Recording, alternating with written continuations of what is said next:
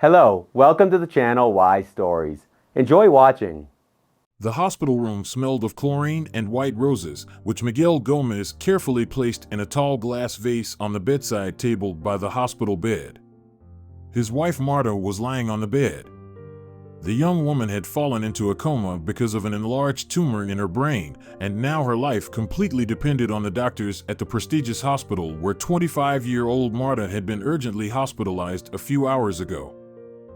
Her husband, who had just turned 29 that day, looked at the patient with feigned sadness, strenuously playing the role of a caring husband. He gently took the girl's fingers and then prudently looked around to make sure no one would enter the room anytime soon. Miguel leaned as close as he could to his wife's ear and whispered softly, "Oh, Marta, you have no idea what a great birthday present you've given me.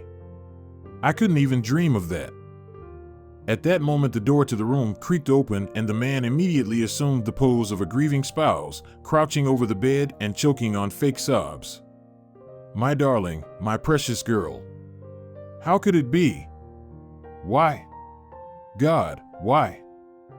Miguel buried his face in his sleeve, his back shuddering with imaginary grief and fake suffering. "Mr. Miguel Gomez, forgive me for interrupting you, but you have to sign some papers regarding your wife's stay at the hospital." Marta's doctor gently touched her husband's shoulder, trying to calm him down. Miguel turned around slowly. While the doctor didn't see it, he had time to rub his eyes with the edge of his sleeve, which made him look teary with natural redness in his eyes. "Doctor, tell me the truth. How is she?" the young spouse said in a pleading tone. The surgeon looked a little confused, but still answered without going into too much medical detail. "Well," he hesitated, "your wife is now in a stable but serious condition. We did everything we could to save her life. But there is no point in talking about a definite time frame for her recovery. It needs at least several weeks before we can make any conclusions about her further treatment." Miguel pretended to wipe the invisible tears from his eyes, and then he slowly said, "But, can you tell me the whole truth? There's no chance she'll come out of the coma anytime soon, right? Doctor, I need to know in advance if anything irreparable happens to my beloved spouse. Maybe I should go to a notary right now to draw up all the necessary business documents in case of her death. You know, it is not a quick and very responsible process. Who knows how much time Marta and I have left?" "Well, why are you burying her in advance, Miguel Gomez?" The doctor looked at the young man with suspicion. "I told you, it's too early for us to assume anything about it. After all, diseases like Marta's are treated in a complex way. Not in 1 month, and sometimes not even in 1 year. If we will detect even the slightest reaction to external stimuli. Well, for example, light, movement around the room. Even that could be considered a success." Miguel turned his gaze back to the girl lying on the bed. She was pale but still beautiful. Almost as beautiful as the day she and her future husband had first met. Marta seemed to have fallen into a deep sleep. A dream she would never come out of. After stroking his wife's arm, Miguel got up and gently pulled the doctor with him. Slowly, so that he could get the meaning of his words right, he said, "So you're saying that the chances that my dear wife will come out of her coma and be able to function again in the next year or two are essentially nil. Right? Am I right?" Miguel looked at the surgeon seriously. The doctor hesitated. And at that moment Miguel saw on his face exactly what he wanted. Vulnerability. This vulnerability was shown by the way the corner of the doctor's mouth twitched nervously, or by the way his wiry hands trembled. The sweat that appeared on the surgeon's forehead finally convinced Miguel that he had interpreted the man's words correctly. "Well, the chances aren't zero, but yes, there's not much chance." The surgeon's eyes darted rapidly from side to side as if he were uncomfortable accepting this sad fact. Miguel decided that it was worth taking advantage of this to put pressure on the stubborn, virtuous doctor. There had long been rumors in the hospital about the chief surgeon drinking a bottle of booze at the end of the day, or playing cards with his colleagues from the emergency department to control the adrenaline in his blood. Miguel could clearly see the weakness in his character as well as his passion for money. During his time in his wife's company, the man had learned a lot about this kind of sensitive topic. All that was left to do was to find out the price. Dr., is it possible to make it so that, well, I don't know how to explain it. Well, can I count on your help to keep my wife in a coma? Not for long, a couple of months at first, and then I'll sign the papers to take her off life support. The surgeon's eyes widened instantly. Though he knew right away what he was talking about, the man was still shocked by the young man's blatant cynicism. "Mister, are you out of your kind?" the surgeon whispered. However, Gomez stopped his further questions by showing him a 5-digit figure on the display screen of his smartphone. "Is this amount okay with you, Benito Hidalgo?" Miguel asked with pressure. "If you want more, I can handle it. But then I would need a better guarantee that the woman lying in this room would definitely die before spring." The surgeon stared at Miguel in silence. The next second his Adam's apple twitched sharply and briefly, and then the doctor swallowed nervously. Well, Miguel swiped his thumb across the screen and the number instantly became 6 figures. The doctor was almost speechless with fear and delight. Nodding toward Marta, he silently asked, "What has she done to you that you would do such a monstrous thing to her?" The girl's husband only grinned wryly. "Benito Hidalgo, why on earth did your conscience suddenly wake up? Let's be specific. Do you agree or refuse? I don't have time to deal with persuasion. After all, I have practically nothing to lose." "But how do you even imagine it?" The surgeon raised his voice in turn. "Even if I agree, I can't just stop her treatment. After all, I'm a doctor. I'm supposed to save lives, not take them away." The young man mocked him. "Look, I am not asking you to kill her. I just need you to treat her a little less than usual. Well, a lot less than the way you traditionally deal with the disease in such situations. That's all. You're the doctor, you give the prescriptions. And whatever treatment you prescribe for my wife, I'll accept." Miguel put his hand on the doctor's shoulder and smiled evilly. "So, deal? Can I count on you?" Benito Hidalgo hesitated, rubbing the edge of his robe for a few seconds, but then the greed inside him finally took over. "Okay. I don't think there's any point in aggressive therapy. I will prescribe small doses of medications at first, and then we'll see. If there's no progress." The surgeon looked eloquently at Miguel, who gave him a friendly pat on the shoulder in return. "Good. I'll make the first payment for the treatment as soon as the test results are ready. You know what I want to see in them. And, Dr. Benito Hidalgo, I hope there's no need to remind you that no living soul should know about our conversation." The surgeon nodded, then hurriedly left the room, going to the other patients who also needed his attention and help. Finally, before closing the door behind him, the doctor glanced with barely concealed disdain at Gomez as he froze over his comatose wife and spoke quickly. "You know, Miguel Gomez, I am an agnostic and I do not believe in God because of my profession, but what you are doing to your wife is at least inhuman." Miguel hesitated for a moment and then answered without turning around, still standing with his back to the surgeon. "I don't pay you to talk about my humanity," said the man in an indifferent tone. "I pay you to do your job in silence and not to judge my decisions. Now go, the patients are waiting for you." "Monster," the surgeon whispered to himself, sweating with fear, and went to perform his medical duties. Neither the cunning, cruel spouse standing next to Marta nor the chief surgeon of the hospital knew that the girl had heard their entire conversation from beginning to end.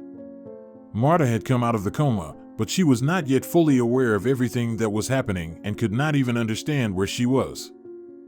When she heard familiar voices, she was glad at first.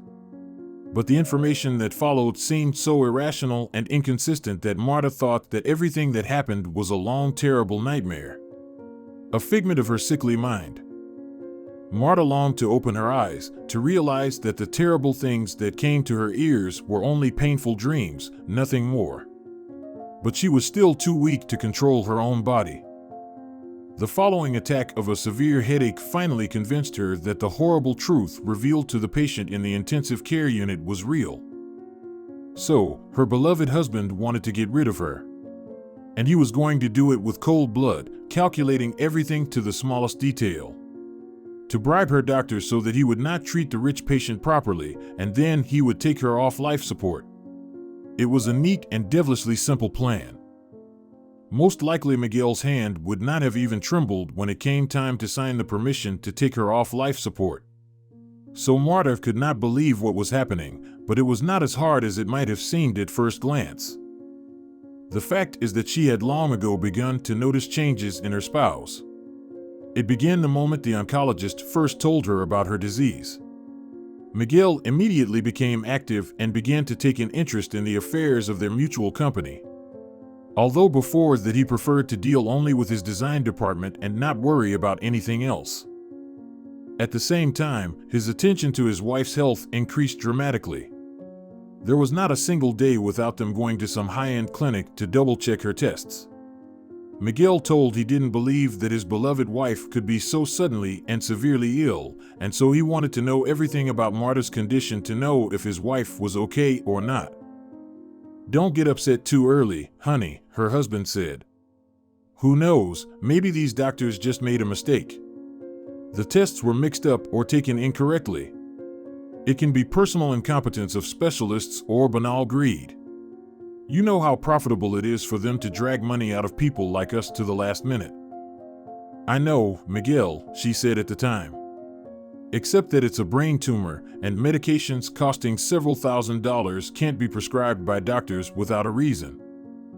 Only now, lying half-conscious, unable even to move her eyelids, did Marta understand why her beloved husband suddenly needed to double-check her tests. He just wanted to make sure she had no chance. He wanted to be on the safe side in case he still had to play the role of affectionate and attentive husband for the next few years. Now everything was crystal clear. Marta heard the cell phone vibrate weakly in her husband's hand.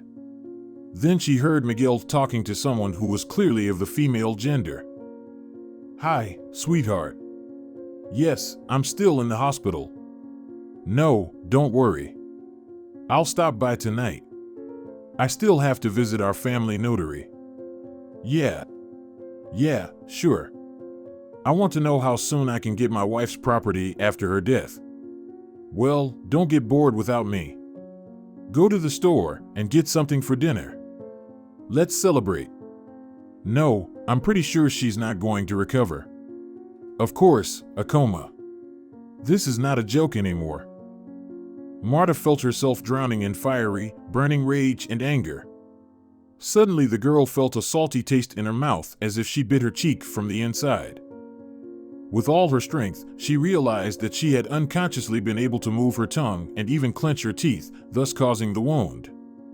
The taste of her own blood reminded Marta that she was alive and that she should not give up under any circumstances.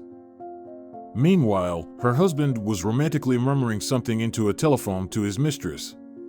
Martha did not doubt that it was his mistress. Then Miguel affectionately said goodbye to his paramour.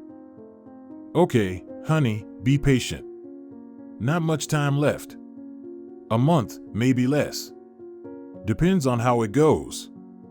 Yes, sure. I'm looking forward to it, too. Kisses."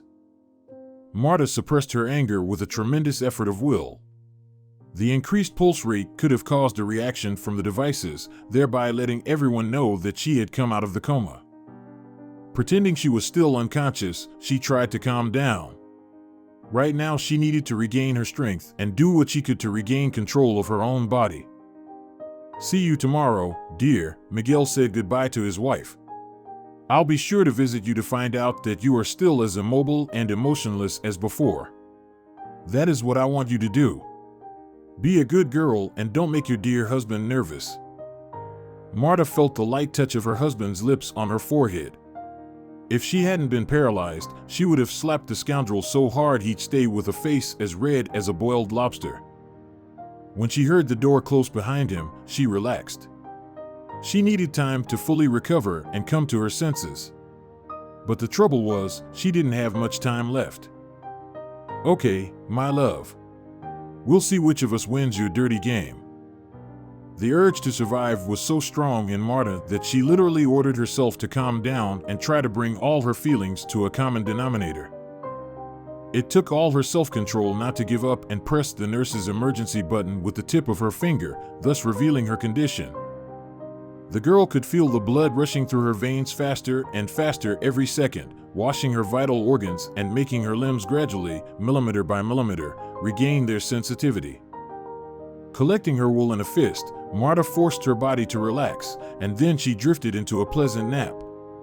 She fell asleep almost instantly, despite the stress and the tremendous emotional turmoil she had experienced. Sleep mixed with memories in her mind, making the girl's past flashback with colorful pictures of her troubled childhood and adolescence. Marta spent the first 5.5 years of her life in an orphanage.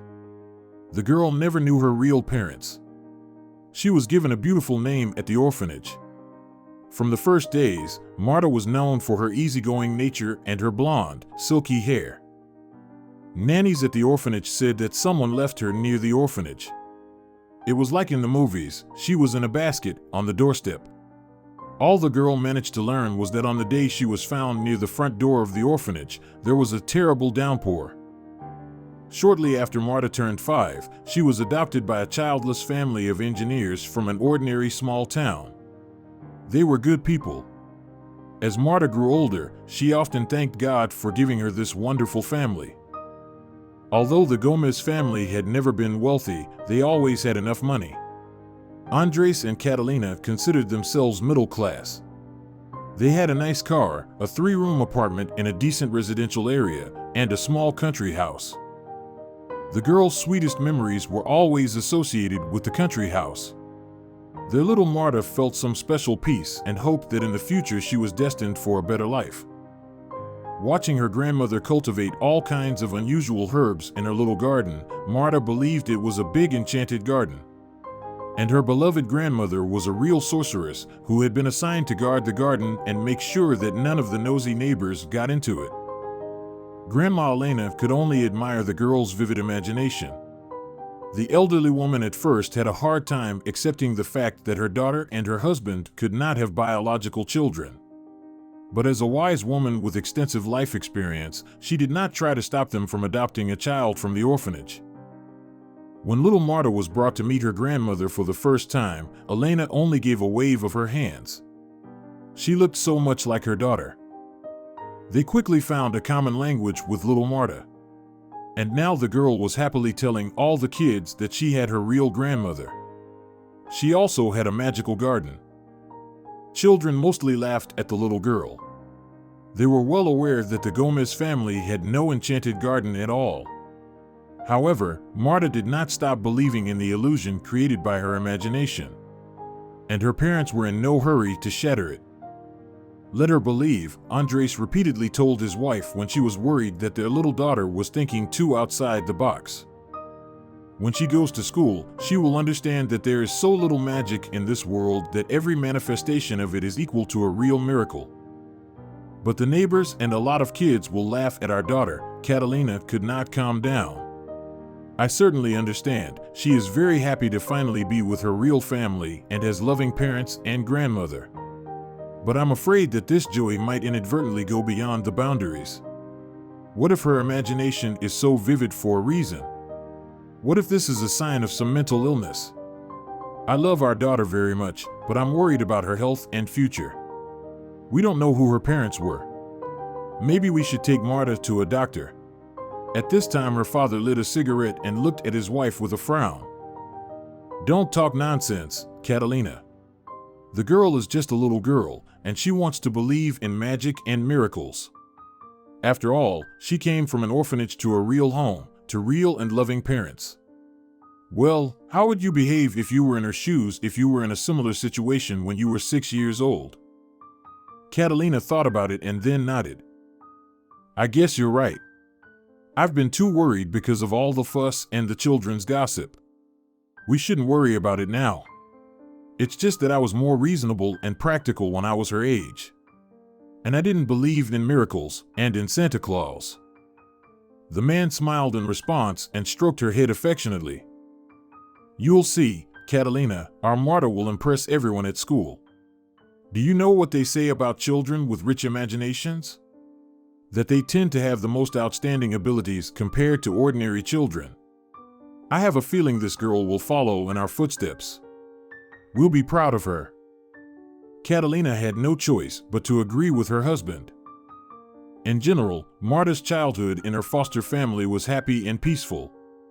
A year later, the girl went to first grade. And then it turned out her father was right. She was doing extremely well in school, and her interest in math only strengthened her parents' confidence that they had made the right choice in adopting Marta. The girl finished school with excellent grades. The final examinations were also easy for her, so she easily enrolled in the mathematics faculty of a prestigious university in the capital city.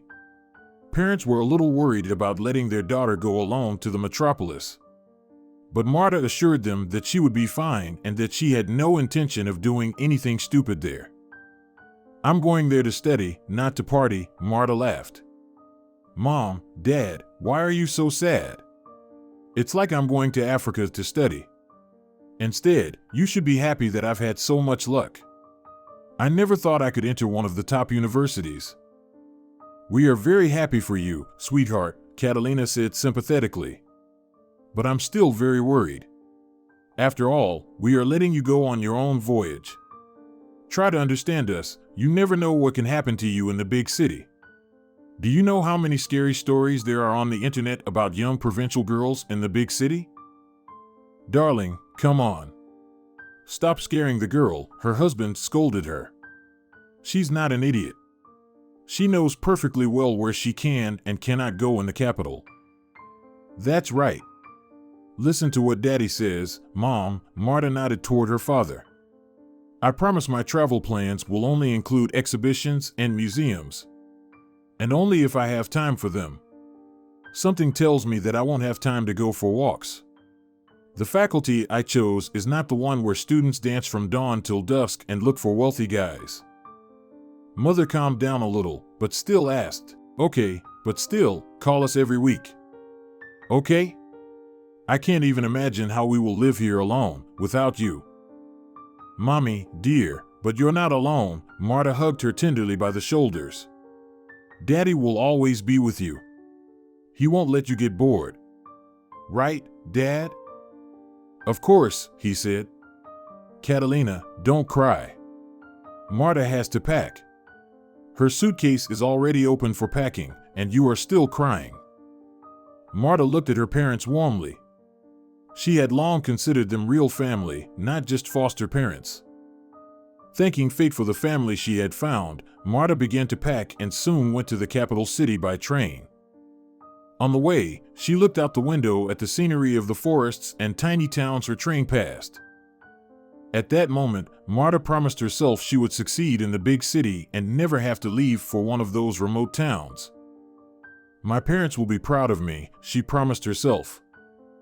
When Marta arrived in the city and settled in the dormitory, she immersed herself in her studies, which, as she expected, took almost all of her time.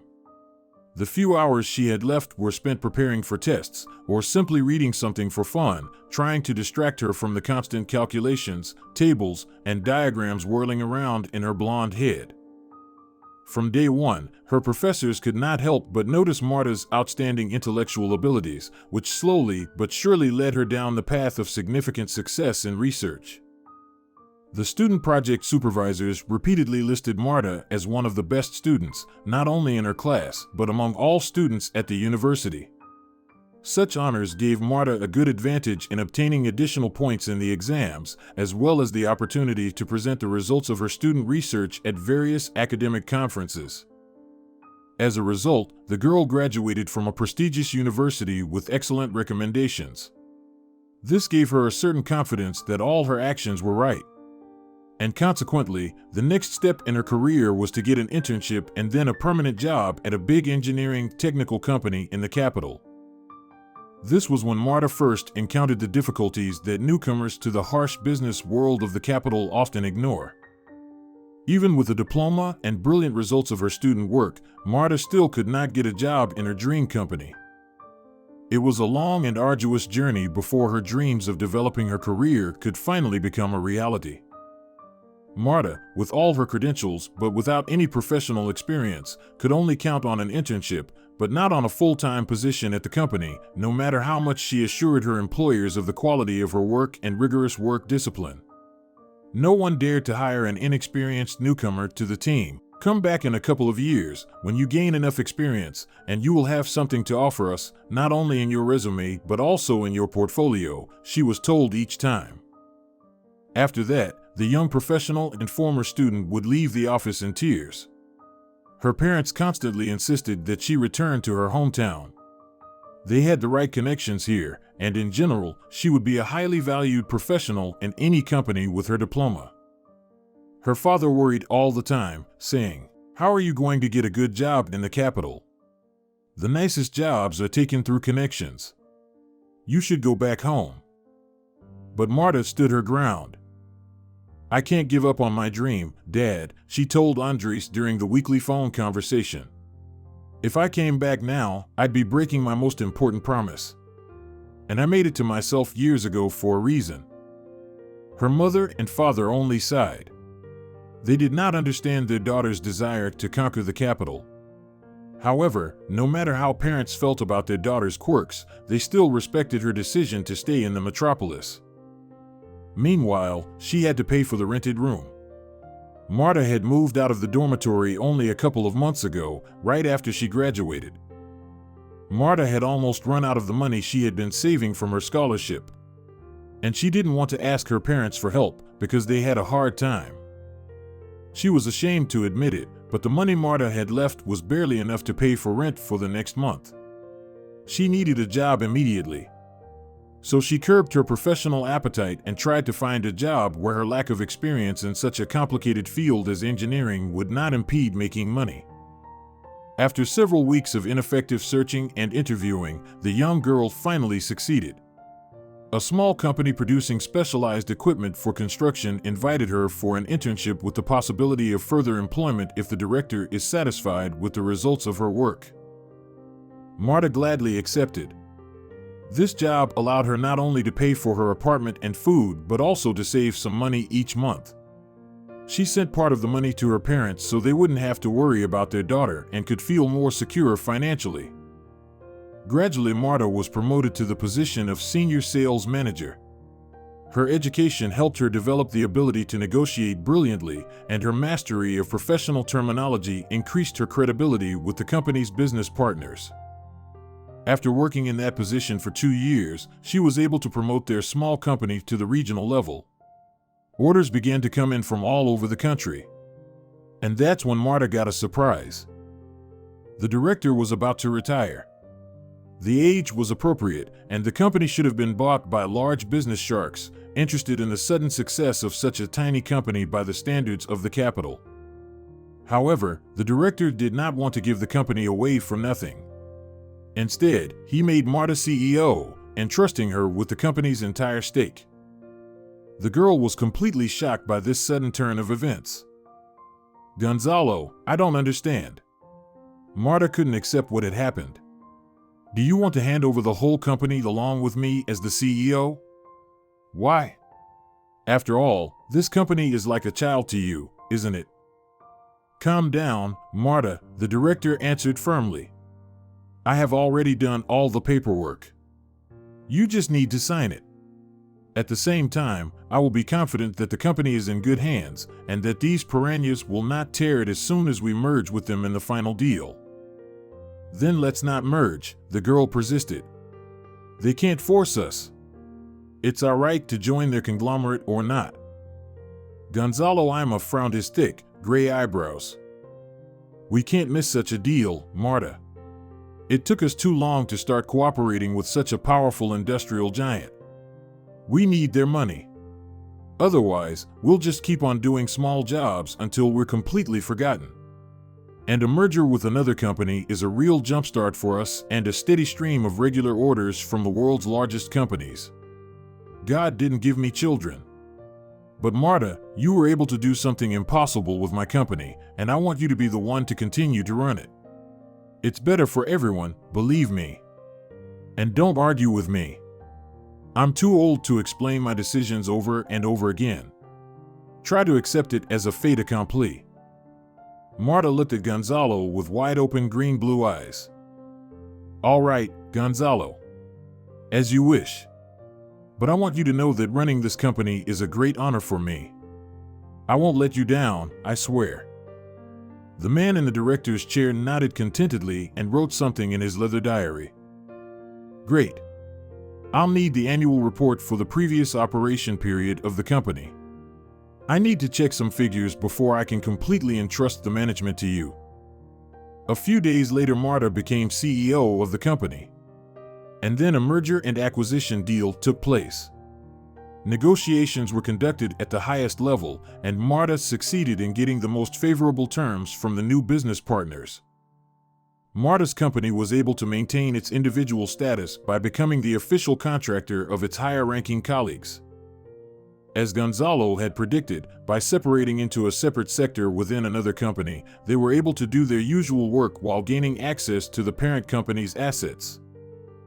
At a rapid pace, Marta transformed from a sweet and slightly naive intern into a successful young businesswoman who clearly understood the system of managing top professionals and at the same time knew the value of money. No deal or potentially profitable contract passed her by. She preferred to personally control all processes in the company. This approach led Marta to quickly reach the level of her senior partners and earn not only their respect but also participation in key international contracts. However, deep in her heart, Marta was still a romantic and radiant person, longing for miracles and the fulfillment of her heart's desires. That's why when Miguel entered her life in a deafening wave of passion, Marta lost all vigilance, hoping to believe in a miracle and get what she had secretly dreamed of for a long time, her own family. They had met at an international business and trade forum where Marta was presenting their products to foreign colleagues and customers. Miguel casually ran into Marta and immediately won her heart with his unconventional appearance and breathtaking charisma.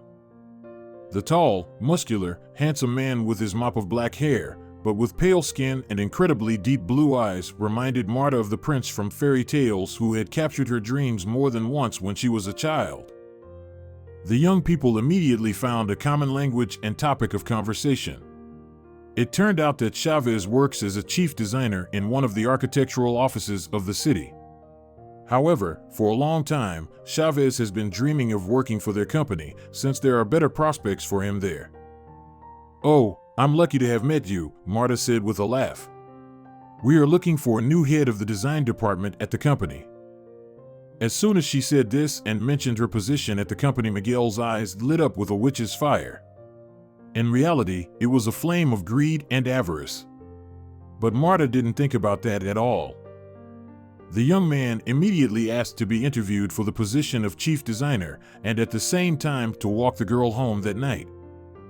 Although Marta was wealthy enough by then to afford a good car, she didn't want to burden herself with the problems common to car enthusiasts.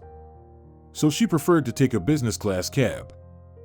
When she agreed to Miguel's proposal and got into his car, she had no idea what the consequences would be. The young, handsome designer first invited the businesswoman to his place for a cup of coffee, and Marta ended up spending the night in Miguel's apartment, unable to resist the charms of this tall and confident handsome man. A turbulent romance unfolded between them with incredible passion, reminiscent of a real typhoon. They were in a constant state of tension, unable to resist their burning feelings. Weekend flights to Nice and Milan, vacations in Hawaii, and Sunday operas in Paris, it all seemed like a fairy tale to Marta. But the girl didn't know at the time that all of this pleasure was paid for by the numerous loans that her lover planned to pay when he reached his final goal, marriage to the wealthy owner of a construction company. Anyway, the proposal to become his wife, made to the sound of the Metropolitan Opera musical in New York, was accepted without a moment's hesitation. Her happiness was too great to think about the haste of such a step. The magic of the moment made Marta too vulnerable to doubt the sincerity of her passionate lover's feelings. She was not surprised even by the strange request that Miguel made almost as soon as she said yes. "Marta, I may seem silly and old-fashioned, but let me ask you one tiny favor." "Anything, my love," the girl replied. May I take your last name when we are married, my darling? Marta looked at him in wonderment. But I like your last name so much, Chavez. I thought I was going to take your last name and be Marta Chavez. Doesn't that sound good? Miguel's blue eyes flashed with irritation for a moment. But he quickly suppressed the feeling that was so inappropriate at the moment. Everything had to be perfect. She had to believe him wholeheartedly. Of course, he replied with a grinning wry smile. But then you'd have to go through so much trouble while changing your papers, and the company wouldn't want to spend so much time on the paperwork either. Let's keep it as it is. I'll take your last name and you won't have to change anything. Marta felt a warm wave of tenderness flood her heart. Honey, do you really want to do this for me? She was naively delighted. What a sweet thing. I never would have thought that you were so caring. It proves once again that I have chosen the best man in the world to be my husband. I will do everything for you, my love, Miguel said quietly, and then squeezed Marta in his arms and gave her a long and passionate kiss that made her dizzy. The young couple got married a month later. At the time, many people behind the CEO's back gossiped that she had married too quickly and rashly. However, Marta didn't care about office gossip. Miguel immediately became the head of the design department at his wife's company, and he seemed happy, surrounding his beloved with care and love. Only now, on the verge of death, did Marta realize that the blue-eyed scoundrel had taken her last name for a reason. The paperwork would be much less hassle when the company was taken over by him as the direct heir of his sick wife. Marta recalled a moment from a wedding, the magnificence and solemnity of which had astonished the girl's friends. The bride and groom were dressed in couture outfits and jewelry and looked as if they were real celebrities. The ceremony itself took place on an insanely expensive snow-white yacht that the couple had rented for the whole night. The bride's parents stood out among the other guests. Modest retired engineers. They were very happy that their daughter had finally found happiness. However, it was clear from their faces, this is not the kind of husband the mother and father wanted for their independent, successful Marta. Andres, Marta's father, took the girl aside and asked her quietly, Marta, sweetheart, are you sure that the man you called your husband this morning is worthy of you? Of course, Dad. What's wrong with that? Marta looked at her father with suspicion. Miguel and I love each other, and it will last forever, I'm sure. Why do you even ask me such a question? Her father looked at her husband with a strange expression in his eyes. I'll tell you the truth, dear, I don't like him. Why? Marta was confused. Andres hesitated and then answered, he's not sincere, he's so fake. He looks like a vampire. Blue eyes, pale skin. Don't let him drink blood out of you. Marta snatched her hand from her father's firm grip. What are you talking about, Dad?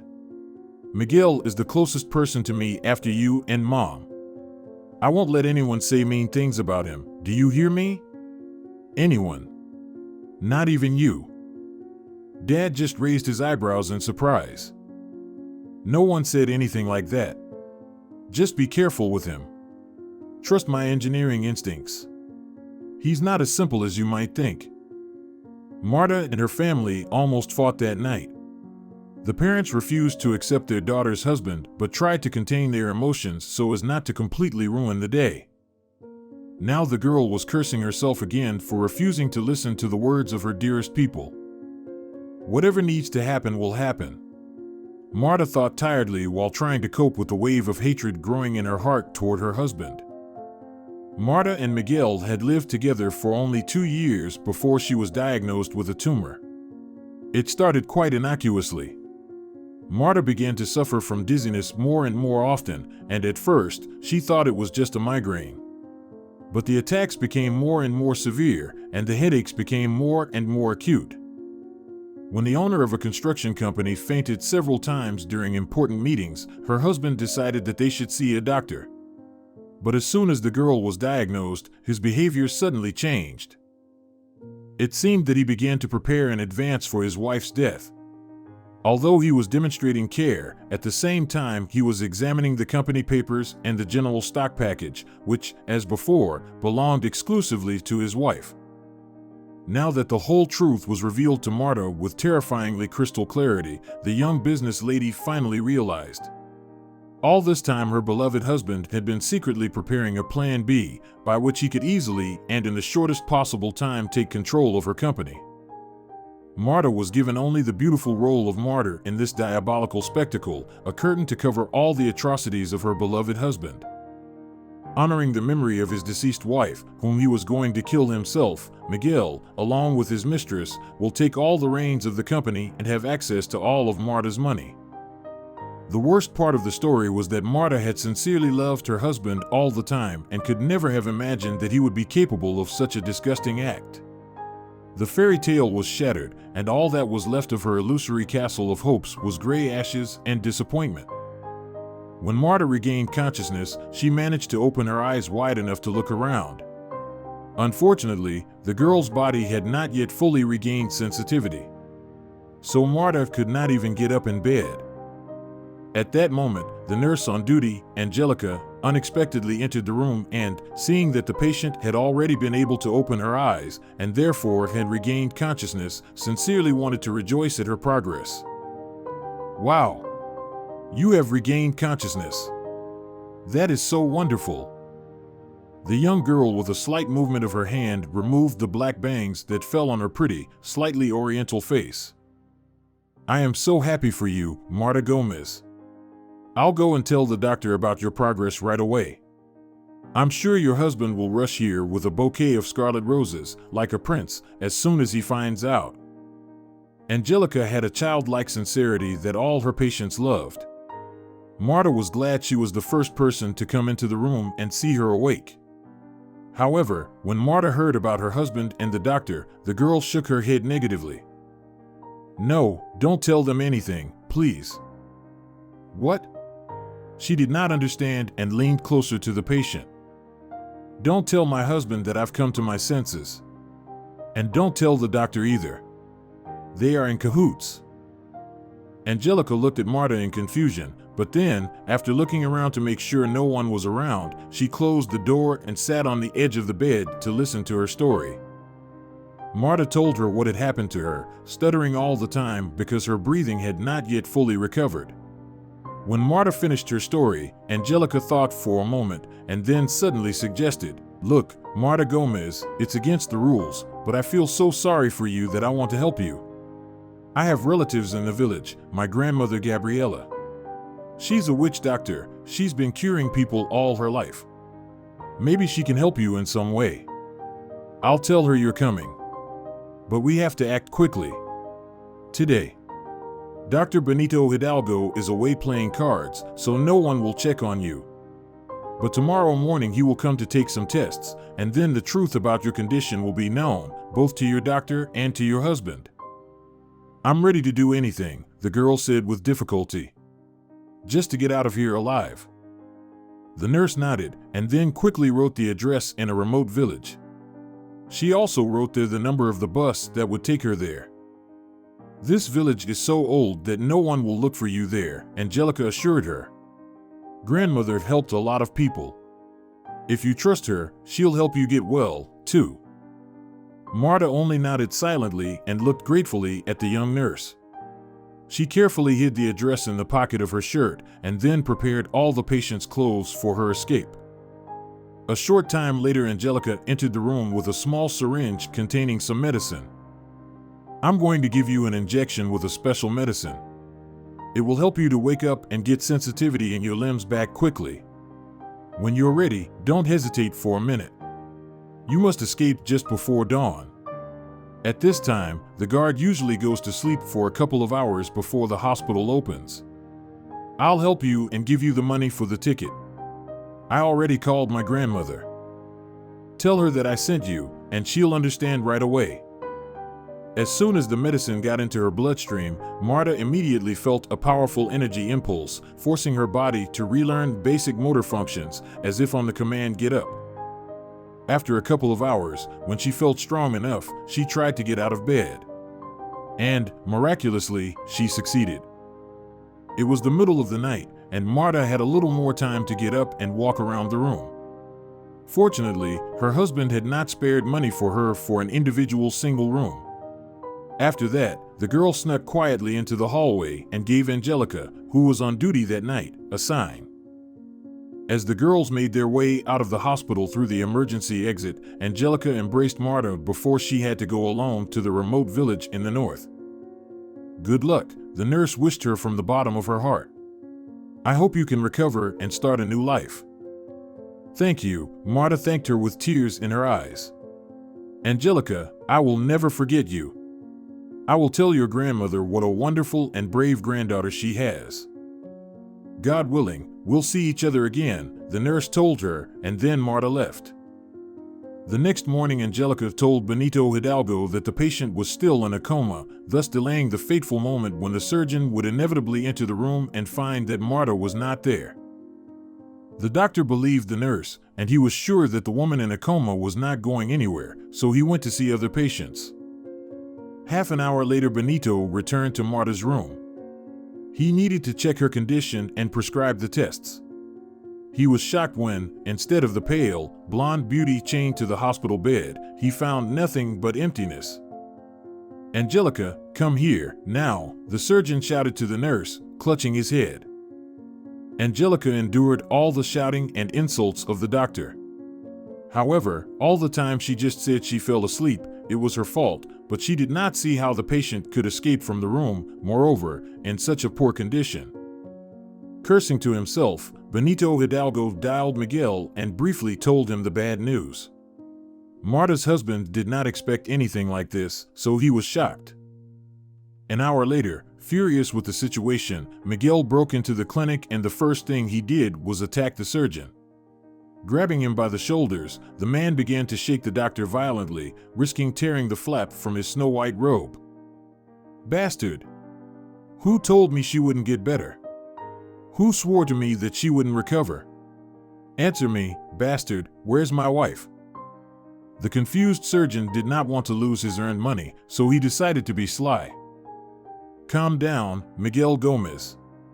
It's force majeure. No one knows how your wife managed to escape from the hospital.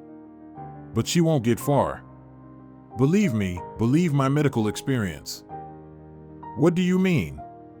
Miguel growled menacingly, not letting the surgeon out of his death grip.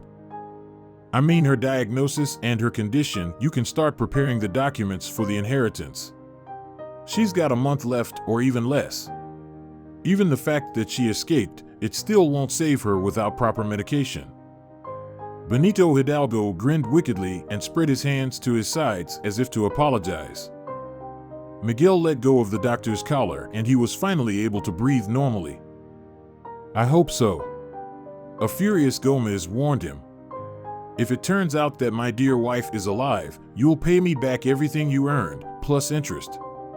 Do you understand?" The surgeon nodded quickly. Only then did Marta's husband leave the hospital. In the meantime, the girl somehow made it to the bus station and got on the bus.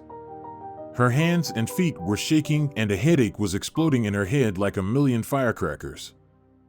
When the driver dropped Marta off at the right stop, she thought she couldn't take it anymore, would fall right there in the grass, and fall asleep forever. Marta gathered the rest of her strength and made her way to the witch doctor's house, and then sat down in front of the door. She didn't even have the strength to knock at the door. However, it was as if someone had been waiting for her. The door swung open, and a tall and robust woman in her 70s appeared on the threshold.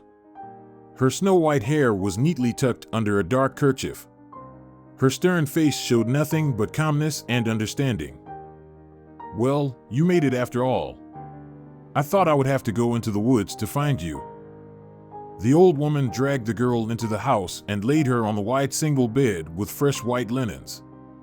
Gabriella moved her hands over Marta's head as she lay unconscious and drew a sad conclusion. "Oh, I'm going to have a hard time with you. Angelica told me everything about you and your husband, about that demon. He drank so much blood from you, the beast. But he'll pay the price for everything he did. God sees everything. We'll get through this, girl. Just be strong and patient. Marta was just beginning to come to her senses, and all she could say was, "Don't give me to him. I beg you." Angelica said you could help.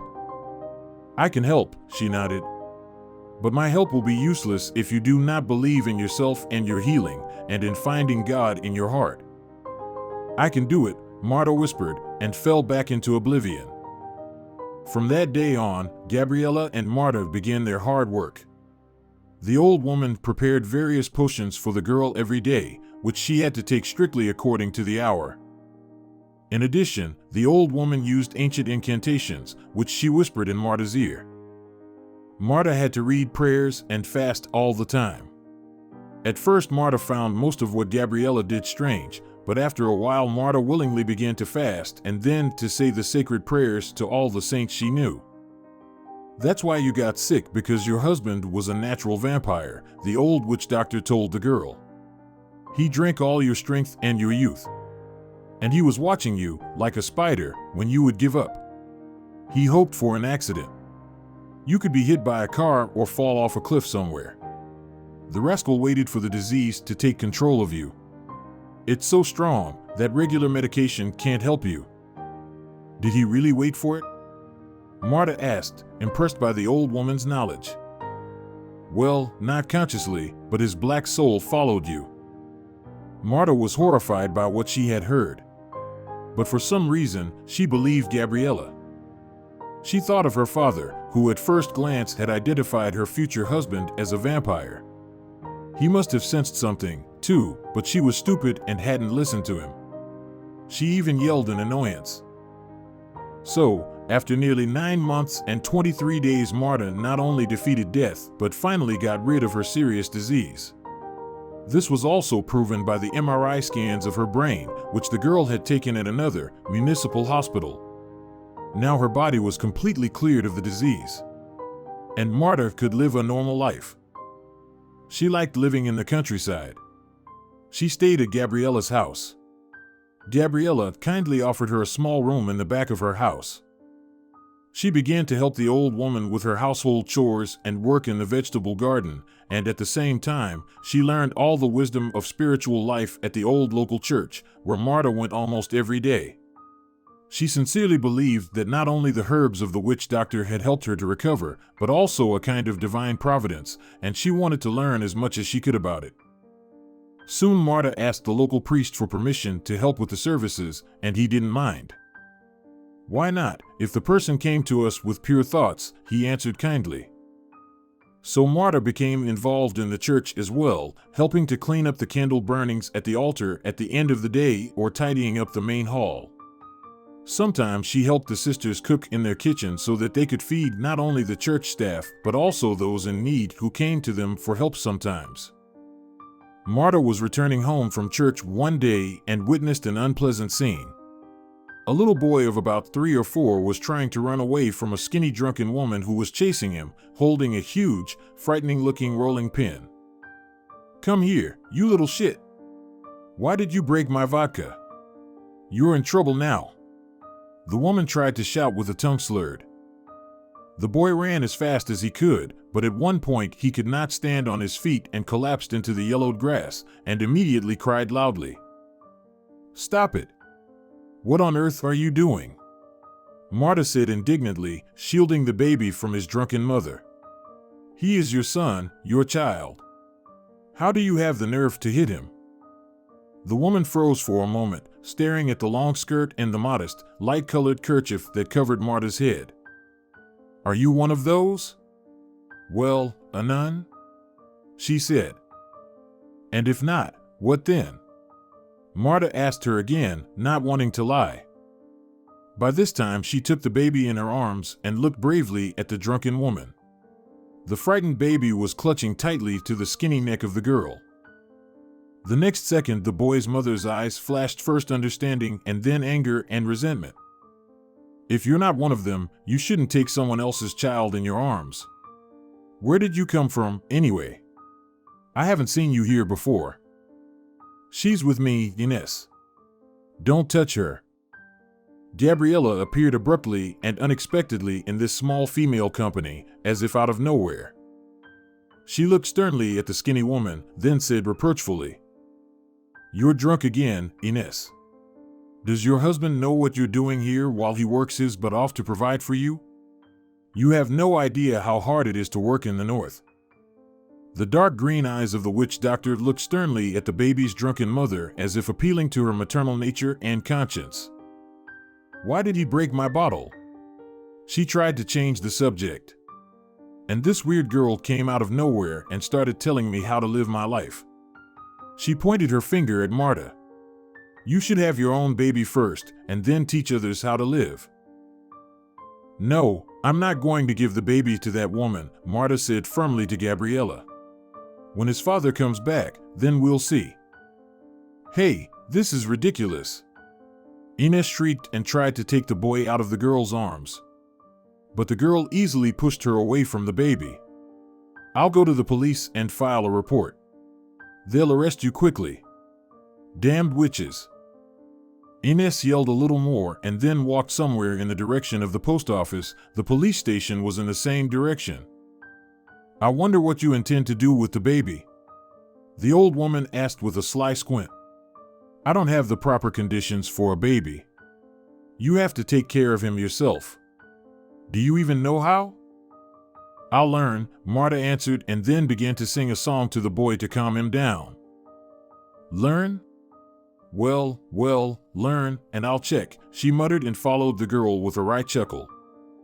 As she promised, Marta left baby Enrique to live with her until his father returned home from the harsh north, where he went to work every few months. Ramon had no idea that his wife was drinking herself to death while he was away and taking other men home. When he learned what had happened, he immediately went to Gabriela's house to pick up the baby and thank Marta for taking care of his son. The tall, strong man immediately liked the young blonde girl with the mysterious past. However, the old witch doctor warned him that the girl was married, and if he had serious intentions for her, he should wait until she divorced her vampire. The man divorced Ines almost immediately, depriving her of her parental rights. No matter how hysterical Ines was in court, no matter how much she threatened to put a curse on those damned witches, referring to Gabriela and Marta, the court ruled that full custody of the boy would be given to his father, declaring that her lifestyle was immoral. After that, Ramon became friends with Marta and soon offered to start dating officially, without worrying about the gossipy neighbors. The girl would be glad, but she still had one problem in the city that she had to solve sooner or later. Unfortunately, until she did, she could not think of any new relationship. "I know you are married," Ramon answered. "What's stopping you from divorcing that monster?" "I'll wait for you. I can wait for you forever. And so is Enrique. You'll be a great mother to him. You're closer to him than his biological mother. She has been ruining our lives for too long." He clenched his fist thinking about his ex-wife. "It's a good thing she has no right even to approach him now." "Ramon, I really want to be with you and Enrique, I swear," the girl crossed herself 3 times. "Except that it's not as simple as you say. If I could just come to my husband, I would have filed for divorce long ago, but there's a different story." The man nodded understandingly and assured the girl that he would wait for her and that he believed they would be together, no matter what. "Marta, if necessary, I can go to your husband and talk to him tough. I'll do it quietly so that no one will find out anything," the man joked, smiling. Marta politely refused. But she was pleased that Ramon was ready to leave everything and protect her.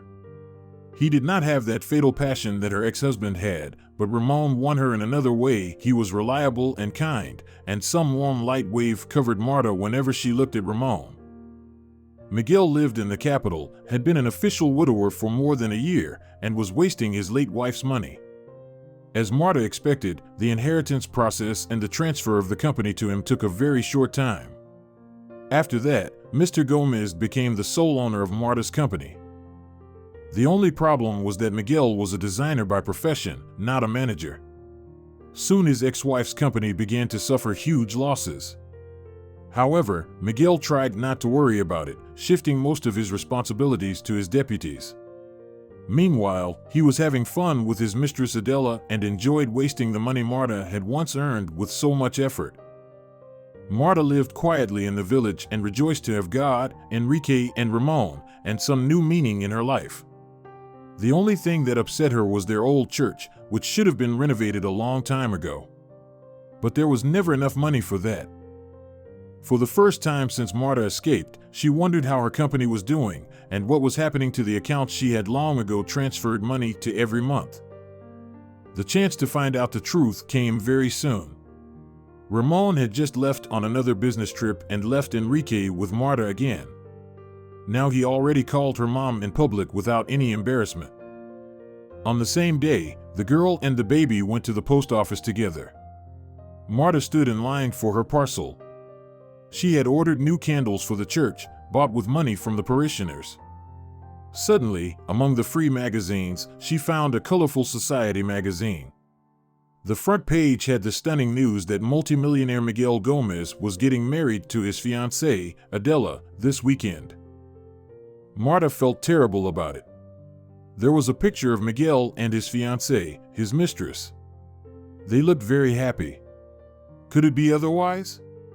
After all, they live on her money. This moment was decisive for Marta, and she accepted the consequences of her difficult choice and went to the city, taking Enrique with her. The girl wanted to look into the eyes of the one who had so cruelly betrayed her and almost completely destroyed her faith in goodness. Wearing the cassock she usually wore to church, Marta headed to her ex-husband's wedding. The wedding was in a lavish, expensive restaurant, with only VIPs and members of the media industry as guests. Everyone was dancing and having fun there. Marta introduced herself as a church representative and said that Miguel Gomez had asked her to come to arrange a subsequent church ceremony with the bride. The boy was her son. Unfortunately, no one could babysit him that day. The security guard reluctantly let the girl in. She sat Enrique down at a table with sweets and quietly snuck up to the DJ, where she asked him for a microphone for a few minutes. "I want to congratulate the newlyweds," Marta smiled sweetly. The DJ was surprised, but gave the microphone to the beautiful nun. The young man was curious to know what kind of greeting it would be. Marta took the microphone and turned to her ex-husband and his fiancée. "Well, Miguel, are you having a good life with money that doesn't belong to you? I see you've chosen a beautiful bride. She is the girl with whom you were talking on the phone in the hospital while your wife was dying, chained to the bed." Miguel and Adela stared at Marta in horror. The girl told the story of the betrayal of her husband and his mistress in vivid detail. The guests stood in silence and were completely confused. No one knew whether the church servant was telling the truth or whether she was just talking nonsense and was insane. Only one thing was clear: the wedding was irrevocably ruined. "Marta," Miguel exclaimed with horror. And then everyone realized that what the nun had said was true. Miguel was fired from the company a few days later. He was completely cut off from his ex-wife's money and the company's assets. The ashamed man had no choice but to leave the country with his mistress, taking with him the small amount of money he had already withdrawn from the accounts. Marta was finally able to get her true identity back, and the first thing she did was get a divorce from her hated ex-husband. The woman didn't want to hear from him ever again. Withdrawing all her money, Marta used it to build a new church in the village. She, the sisters, and monks from the neighboring monastery transformed the old church into a shelter for the sick and homeless. There they could always get first aid, lunch, and temporary shelter. Next to the new church, Marta built a special hospital for those who, like her, had lost faith in healing. Here they practiced the methods of ancient homeopathy, combined with the latest medical developments and spiritual practices. It helped people regain faith in themselves and their power, thereby activating their body's hidden reserves. Soon word of Marta's progressive therapies spread far beyond neighboring towns and villages, attracting suffering souls from all over the country. Now Marta and Ramon can live together in peace. The couple is planning their wedding, and Marta is expecting a baby with the man she loves, while also being a wonderful mother to Enrique. Marta's parents finally came to visit them and blessed their daughter's decision. And recently, Grandma Gabriella visited the newlyweds. She looked at the future mother's belly, smiling, and declared, "Girl, I can see that your happiness is very close. You are going to have twins."